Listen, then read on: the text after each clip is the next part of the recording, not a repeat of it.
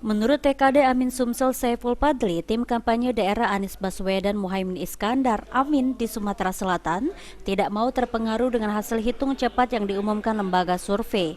Tim internal Amin memiliki penghitungan suara yang diyakini berpotensi memenangkan capres dan cawapres. Proses penghitungan suara yang dilakukan internal Amin masih berproses dan prosesnya dilakukan secara berjenjang yang datanya dihimpun sesuai fakta di lapangan.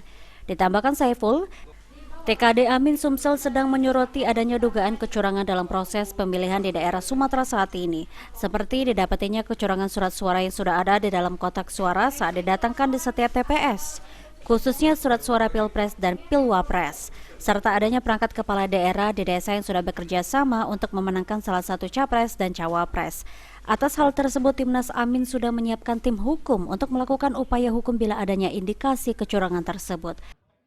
Bukan dari quick ya, karena ini adalah murni suara dari TPS ya, bukan suara dari lembaga-lembaga ya, survei. Yang kedua, kami punya saksi yang tersebar ke seluruh Indonesia dan artinya ini yang akan menjadi pegangan dari PKS bahwa saksi inilah ya, yang melaporkan secara nyata dan konkret hasil yang ada di TPS masing-masing. Yang ketiga, kami menyoroti terjadinya banyak kecurangan ya, dalam proses pemilihan sekarang ini, ya, terutama di pilpresnya. Ya, beberapa daerah baik di Jawa maupun di Sumatera, kami menemukan indikasi kecurangan ini.